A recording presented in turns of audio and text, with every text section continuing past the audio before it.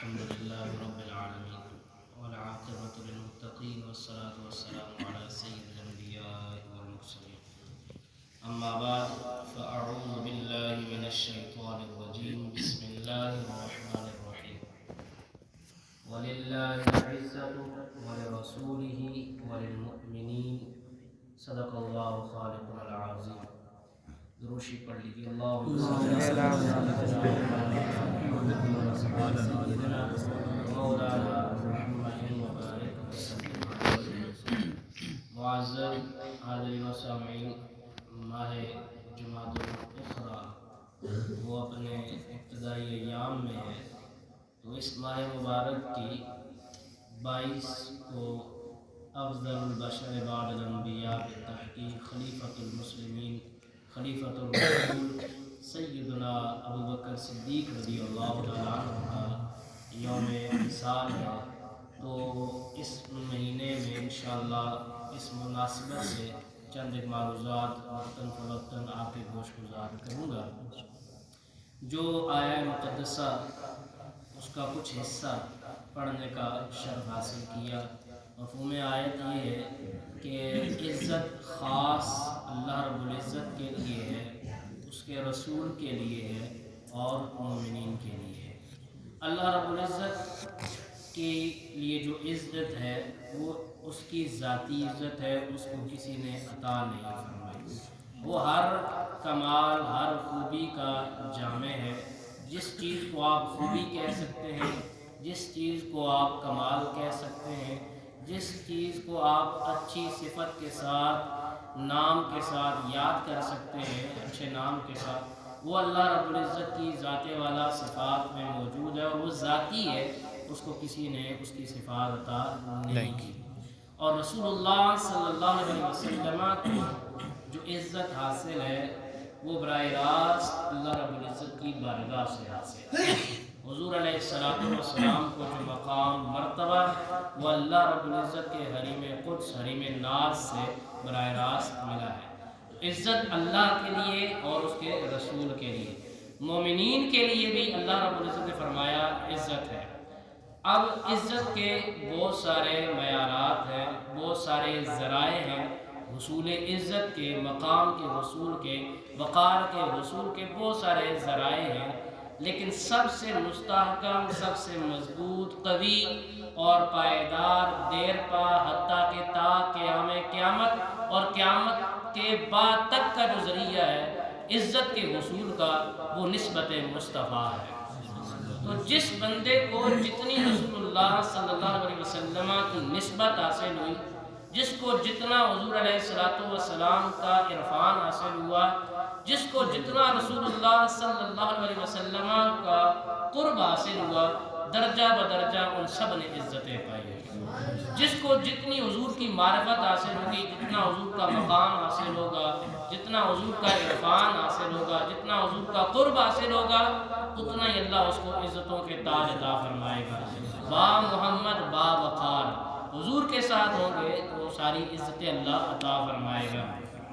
وہ اسی لیے تو کسی شاعر نے خوب کہا تھا، حضور میری ساری بہار آپ سے ہے، میں بے قرار ہوں میرا قرار آپ سے. تو جتنا حضور کا قرب ملتا جائے گا، حضور کی معرفت ملتی جائے گی، اتنے اللہ رب العزت عزت کے تاج بندے کو عطا فرماتا رہے گا، اتنی عزت کے اندر اللہ برکتیں عطا فرماتا رہے گا. تو کائنات کے اندر حضور علیہ السلام کی امت میں 2 گروہ ایسے ہیں کہ جن کو حضور کے وساطت سے اللہ نے عزت عطا فرمائی ہے. ایک گروہ ایسا ہے جس کو اللہ نے اپنے محبوب کے طیب طاہر مطہر خون کی بدولت عزت عطا فرمائی ہے، جس کو آل بیت اطہار کہا جاتا ہے. اور دوسرا گروہ جو ہے جن کو اللہ نے اپنے محبوب کے در اقدس کی نوکری کرنے کی وجہ سے عزت عطا فرمائی ہے، جن کو صحابہ کے نام کے ساتھ موسوم کیا جاتا ہے. صحابہ کرام کو عزت ملی ہے وہ عمل کی بدولت ملی ہے، مقام ملا ہے عمل کے بدولت ملا ہے کہ انہوں نے حضور علیہ السلام کو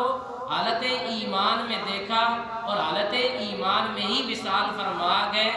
شرف صحبت سے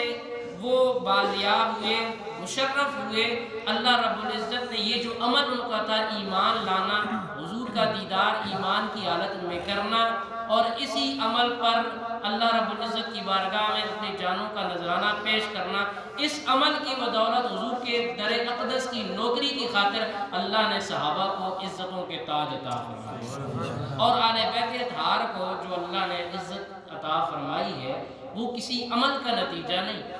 یہ نہیں کہ آل بیت کو جو عزتیں ملی ہیں، انہوں نے نمازیں پڑھی تب ان کو عزتیں ملی ہیں، انہوں نے روزے رکھے تب ان کو عزتیں ملی ہیں۔ آل بیت اطہار ایمان لانے کے بعد جو ان کو عزتیں ملی ہیں وہ صرف اور صرف رسول اللہ صلی اللہ علیہ وسلم کے خون اقدس اور نسبت مصطفیٰ کی وجہ سے ملی ہیں۔ تو دونوں نسبتوں کا جنہوں نے جتنا حضور کا قرب پایا، اگر صحابہ کی جماعت میں دیکھیں تو صحابہ کی جماعت میں سیدنا ابوبکر صدیق سے بڑھ کر حضور کا قرب کسی نے نہیں پایا، اور اگر آل بیت اطہار کے افراد خانہ میں دیکھیں، آل بیت اطہار اولاد کے گھرانے میں دیکھیں، تو جتنا قرب حضور علیہ السلام کی بنات مکرمات کو میسر آیا، جتنا آپ صلی اللہ علیہ وسلم کے بنین مکرمین کو میسر آیا، جتنا قرب جو ہے رسول اللہ صلی اللہ علیہ وسلم کا حضرت مولا مشکل کشا علی المرتضی امام حسن و حسین کو میسر آیا، اتنا اور قرب کسی کو میسر نہیں آیا۔ تو اللہ نے ان کو بھی عزتوں کے اندر ممتاز بنا دیا ہے۔ صحابہ کی جماعت میں صدیق اکبر وراء الورا ہے، آل بیت کے مقام میں یہ پنٹن پاک وراء الورا ہے۔ جس کو جتنا مقام، جتنا حضور علیہ السلام کے ساتھ قرب میسر آیا، اللہ نے ان کو اپنی عزتوں کے تاج عطا فرمایا۔ پھر ان دونوں گروہوں کے متعلق رسول اللہ صلی اللہ علیہ وسلم نے ان کی عزت کی پاسداری، حقوق کی پاسداری اور ان کے پامالی حقوق سے بچنے کی رسول اللہ صلی اللہ علیہ وسلم نے رعایت فرمائی ہے اور امت کو وصیت فرمائی ہے۔ رسول اللہ صلی اللہ علیہ وسلم کی حدیث مبارکہ ہے، رسول اللہ نے فرمایا اللہ اللہ فی اصحابی لا تتخذوا غرضا من بعدی، کہ اے میری امت میں تمہیں اپنے بعد اپنے صحابہ کے متعلق اللہ کا خوف دلاتا ہوں، اللہ کا خوف دل میں بٹھائے رکھنا، میرے بعد میرے صحابہ میں سے کسی پر لعن و تشنیع نہ کرنا، ان پر انگشت اعتراض مت اٹھانا، باز رہنا، ان کا ذکر اچھائی کے ساتھ کرنا۔ اس لیے دوسرے مقام پر رسول اللہ صلی اللہ علیہ وسلم نے فرمایا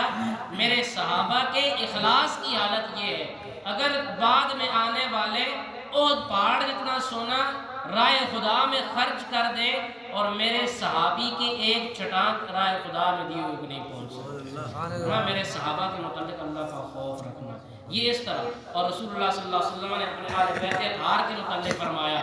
کہ اللہ سے محبت کرو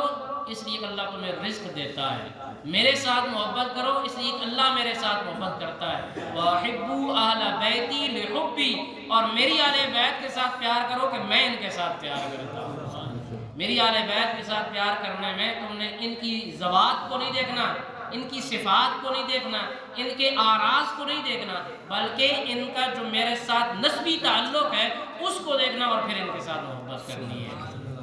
دوسرے مقام ایک اور حدیث مبارکہ رسول اللہ صلی اللہ علیہ وسلم نے فرمایا اصحابی کالنجوم فبأیہم اقتدیتم اہتدیتم، کہ میرے صحابہ تاروں کی مانند ہیں، تو جس کسی کی تم اقتداء کرو گے، پیروی کرو گے، تابعداری کرو گے، پیچھے چلو گے، ہدایت اللہ تمہیں عطا فرمائے گا۔ اور رسول اللہ صلی اللہ علیہ وسلم نے اہل بیت اطہار کے متعلق فرمایا